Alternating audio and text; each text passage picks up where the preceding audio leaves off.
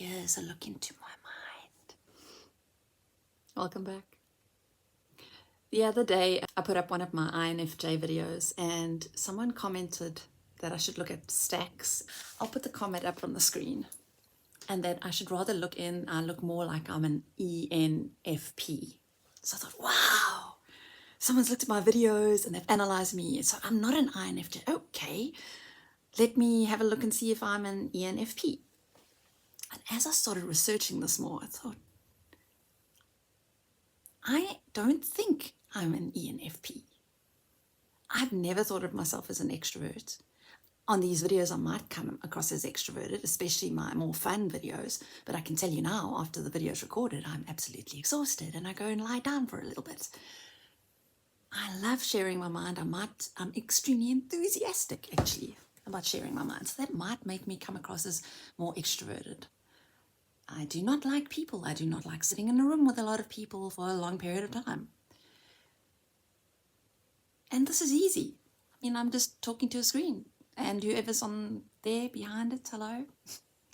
It's very sheltered in my little filming room. So to judge me as an extrovert is interesting. Just remember, I might have an extroverted persona on screen, which actually masks my introversion. And to be totally honest, I know what I enjoy watching on YouTube, and I want to be entertained. I don't want like a slow, introverted, quiet, here's a look into my mind. I don't want that. I want someone with opinions and someone who knows how to share those opinions. And so I guess those are the type of videos I make because that's interesting to watch. This whole thing, it got me thinking, okay, I am going to dissect this as I do with my brain. I want to now see if someone has said I'm an ENFP, I want to understand why they said that. And then I'm going to say why I don't think that's who I am. So I watched a bunch of videos now on the ENFPs. So yeah, it's got something to do with my stacks. And then I watched a video, but I'll share it in a bit with you, by a guy who thought he was an ENFJ, and then he ended up being an ENFP. And he had certain reasons, and he said it's because something's in the shadow and whatever. Be asking, am I an INFJ? And perhaps you've taken a number of MBTI tests online, different personality tests that are available, and they've told you that you are in fact an INFJ. Now, this was kind of my experience. And after taking some of these tests, I really started studying the cognitive functions a lot, the different cognitive attitudes of those functions, 4 sides of the mind theory, etc. And I also went through a process where I was typed by a few individuals through a video interview. Essentially, the conclusion I seem to arrive at is that I'm very likely an ENFP and not an INFJ. This is an explanation of an ENFP. Some say the INFJ is the inside out of the ENFP, and that the ENFP is the outside in version of the INFJ. Their unconsciousnesses are inversely connected. Sheesh. It's quite some heavy stuff there. So let's see what that means.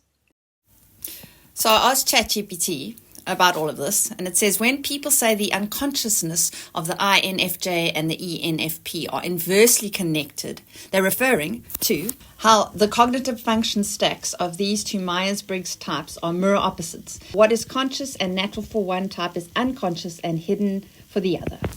Each type's shadow are the conscious strengths of the other. They are mirror opposites. One looks inward where the other looks outward. One follows feeling where the other follows intuition, yet they complete each other's psychological circle.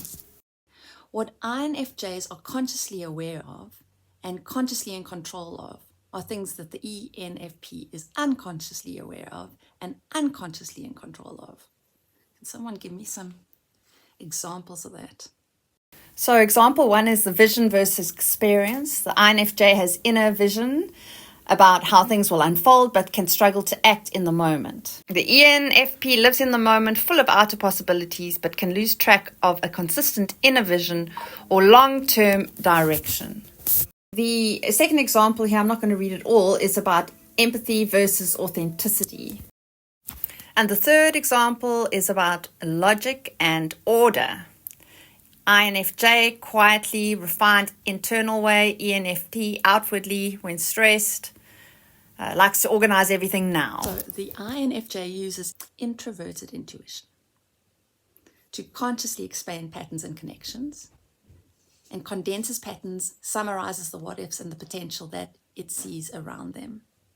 The INFJs are focused on stability, they like harmony, and they like that to control their peacefulness. They don't like the chaos. Also, they work with patterns and putting little patterns together to create the big picture. INFJs like to take the abstract and then sort of bring it into reality.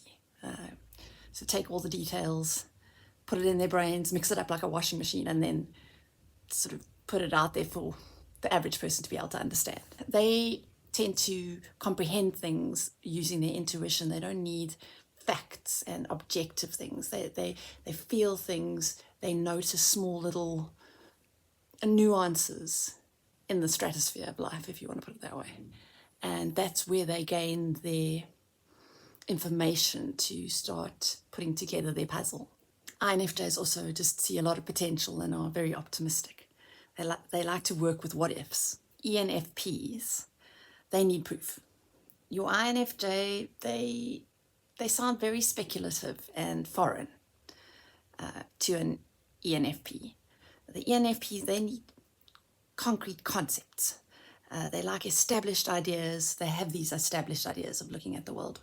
I feel that myself as an ENFJ, my values and the things that are important to me are definitely solid, and they're my foundation. But as far as the world is concerned and what happens in this world, those ideas and that can change. They can change. It's fluid. The ENFPs, they like their simplicity, their fun. They like concrete ideas. And the INFJs, we trust our guts. The ENFPs, for them to trust their gut, they need a lot of bravery, they need to be vulnerable. And so for them to trust their gut's quite a difficult thing. And that's what makes me not an ENFP, because I trust my gut on everything. For an ENFP, trusting their gut is not something that's natural to them. They like to look at objective reality to find out the answers for things. The INFJ, we recharge ourselves by being away from others and by being organized and having everything where it needs to be. And we like to make our decisions. We think it through and then we make it and we stick with that decision. The ENFP, they like being around people. That's not me. They're more messy. They don't need their environment to be particularly in a certain way, and they're not necessarily OCD. They also very much go with the flow with things. They like that spontaneity. I have that side of me. I don't like things planned too far in advance. So the next video I watched was about this man that thought he was an INFJ and then realized he is an ENFP, shadow focused. I'm very likely an ENFP and not an INFJ. So, and I'll add to that, I'm actually a shadow-focused ENFP. He has an unconscious focused area that is an INFJ.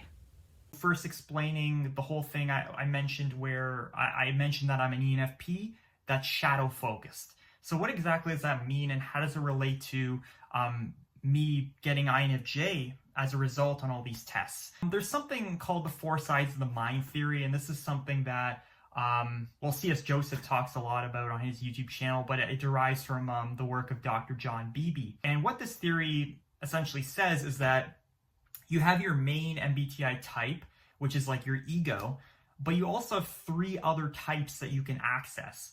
My unconscious or shadow is INFJ, and this relates a lot to why I was typing as an INFJ on these tests all the time. Because ENFPs have INFJ shadow, this means that if they're accessing their shadow a lot, they're going to actually be accessing the INFJ's functions. So when I say INFJ shadow again, what I mean is that you're an ENFP, but you're accessing your shadow, which happens to be the INFJ's type, according to the 4 sides of the mind theory. The way he explained himself is that he has introverted intuition.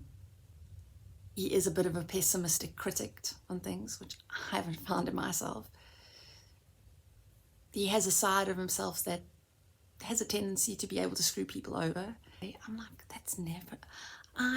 I want the best for everyone. I will sacrifice myself at any point in time for somebody else. I will never, ever want to maliciously or do any damage to people in any way, if I can help it.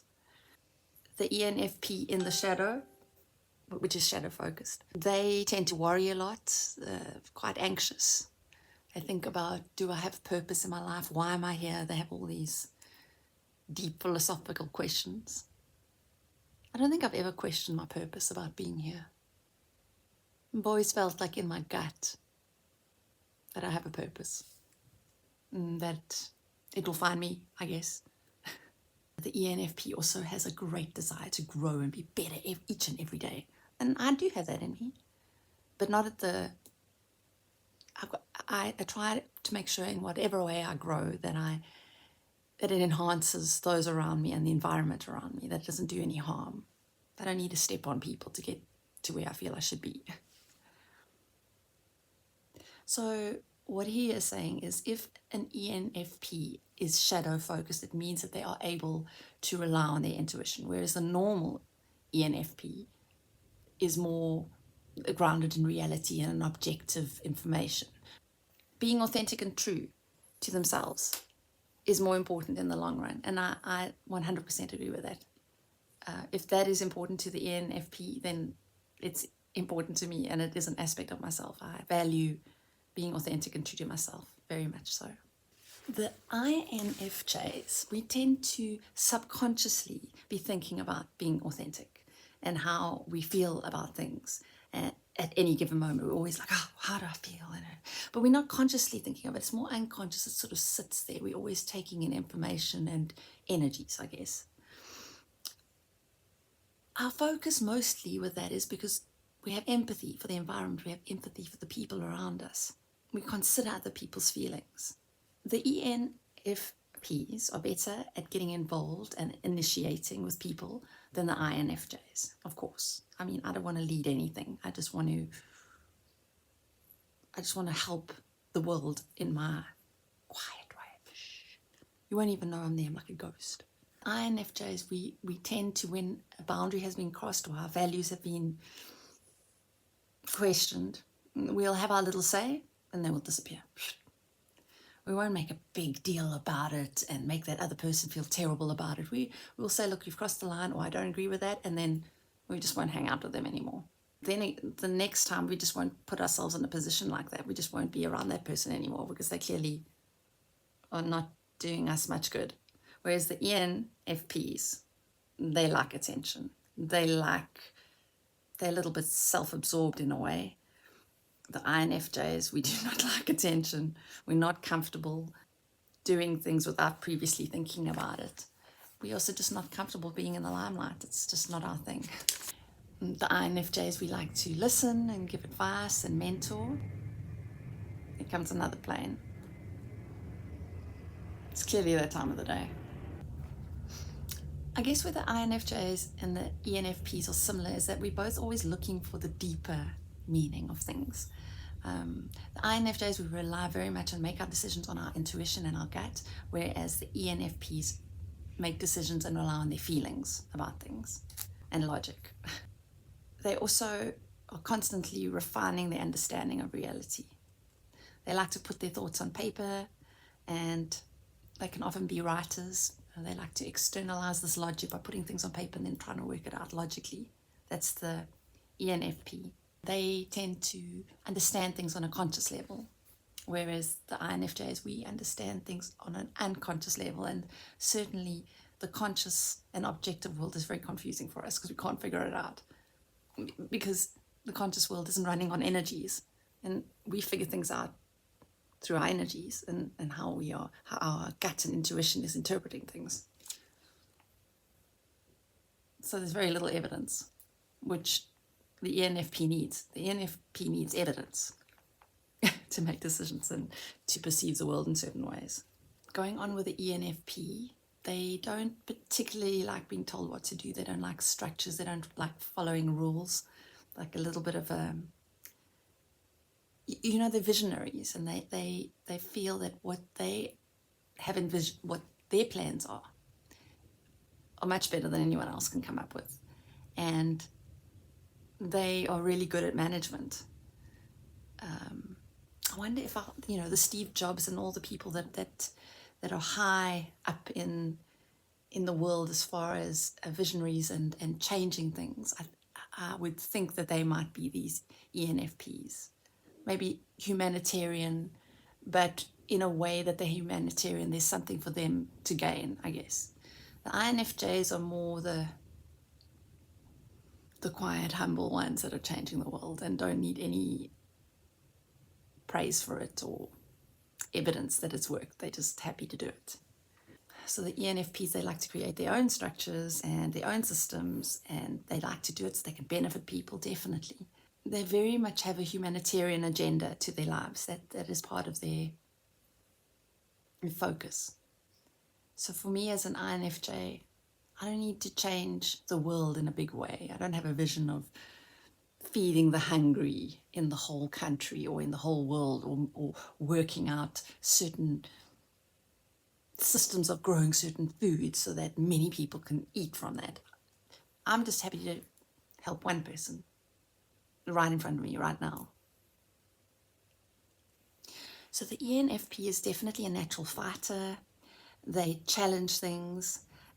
They like to take on causes what they believe in, and they're going to take that cause on. They like to fight for rights, fight for people's rights. And they definitely have something in them that they can change the world with a passion and the energy that they give off. They love to create plans and see them through, have their little list. They like to have other people around them that are holding them to account for what they should be doing on a day-to-day basis. Hey, you, over there, make sure I do everything I'm supposed to do today. Check in with me at the end of the day. So that, that type of assistant that's going to go, he's, have the sort of the low, at the end of the day, sort of the summary. Did I get it all done? Are you sure? What do I need to do better tomorrow? This is the ENFP. They definitely need appreciation and affirmation from those around them for what they do. They want people to praise them and say thank you and all that. There is something that was written down here that they be careful of getting something given to you by an ENFP, because often there is, make sure you read the small script or the small, the small print, because often whatever they're giving, there are strings attached. They definitely feel like they want to do right by others. And I feel as an INFJ, I want to do right by others, and I also want to do right by myself. Do right for me. In other words, am I being authentic towards me? Not in a selfish way, but am I honestly giving to somebody because it's coming from me and my heart, and it's making me a better person to do something beautiful for someone. Whereas I think, from what I can tell, the ENFP will give in the way that, don't forget to say thank you, and tell others about the good I've done for you. They are a natural yes person. They say yes to everything. I think I'm a bit like that. But I've definitely learned as I've gotten older that I only have so much energy, and that I do need time to recoup and take time for myself just to re-energize. So I've learned how to say no. Not everything needs to be yes in the bigger scheme of things. I trust my gut in those decisions as well. So the one point here is quite interesting about the ENFP. And I remember I know nothing about them. I was just told that I could be one. Then the more I researched about it, I realized I'm not one. But I like this point. They lose sight of their own needs because they're so focused on doing right by others. I love that. I actually think I know somebody like this. The minute they wake up in the morning, they're like ready to change the world. And they're out there going there, they're handing out food, they're handing out, trying to get people, helping them find a job. And, if anyone in the family needs money, then they'll give them money. But this person also has a side to them where, don't forget I did that for you and you owe me. You know what I mean? Do you know people like that? Now this one point already tells me that I am an INFJ and not an ENFP. The ENFP, they are more concerned with humanity as a whole and helping humanity as a whole than individuals. For me as an INFJ, I believe that I can help humanity as a whole by focusing on individual people each and every day. Humanity as a whole seems like too big a task. Just start with me, start with the small space I'm in right now and whoever I can help around me. Okay, I can understand that this might be an INFJ thing as well. The ENFP, they might come across as extroverted, but they prefer to do things alone and pursue their objectives. So the INFJ, we also like to do things on our own. Yeah, we're more energized when we're able to do our things on our own without people trying to help us. The ENFP is apparently not a social butterfly.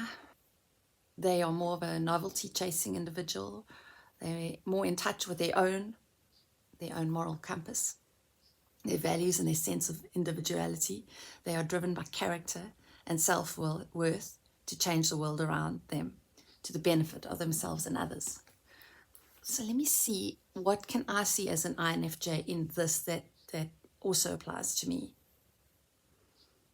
I wouldn't say I'm a novelty-chasing individual. I do love beautiful things. I do love hiking. I love experiencing the world.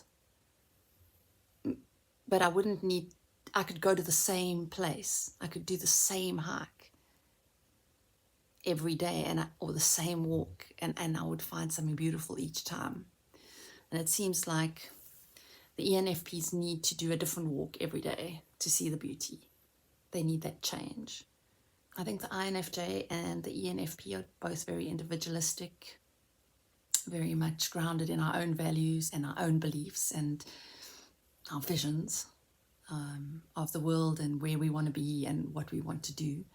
And both of us are definitely driven by the truth, being honest and open, being a person of character, wanting to make the world a better place. These are all characteristics that both of us share. I think both of us also have a very strong moral compass of what is right and what is wrong. Both of us like to make decisions quite quickly, but the ENFP tends to make decisions on their feelings and logic, whereas the INFJ, we will make decisions on our intuition and on our gut. The ENFP, they have this virtue of charity and giving and helping people around them. But this charity has strings attached. They are all about the fine print with every human being they come into contact with. Their vice is depravity. So in other words, they see lack in the world. So if I give this to this person, they're going to owe me this because I've given, and that means there's not enough for me anymore, and therefore they're going to owe me, even though I really want to give this person this loaf of bread of mine. You know, if I give them the bread, which I really want to because I'm a charitable person, what happens if one day I'm hungry? Will they come and give me a loaf of bread? Now, the INFJ doesn't think that way at all. We're just like, yeah, you need the bread, go. Please take the bread. If I never see you again, God bless you. Have a great life. Apparently, they can tend to be manipulative. They don't care as much for being true to themselves or true to others as much as looking like they're true. They're not necessarily bad people. They just struggle with people not accepting them. They probably feel very misunderstood, and the INFJ often feels misunderstood too. So I think that gives a good summation of why I'm not an ENFP. I was glad I went on the journey and I investigated. But from all these points, it's very clear to me that because I make decisions on my gut and my instincts, the fact that I'm not interested in humanity and changing humanity as a whole, but just small little things I do every day that can help somebody. I think the fact that there's never, whatever I give out, I'm never interested in getting anything in return. There's no small print. There's no hidden agendas. And I'd never wear a mask or try and be somebody I'm not in order to make a change in the world. I wonder if you're trying to do a big humanitarian mission, is there won't be times where you have to wear a mask in order to convince others that what you're doing and your mission is so important that they need to be part of it. Anyway, give me your thoughts. Give me your thoughts, and don't forget to also put down in the comments which Myers-Briggs personality you are, or you think you are. Have you tried a test? Do you think it's accurate? Do you think it's a bunch of baloney? I think it's also very interesting.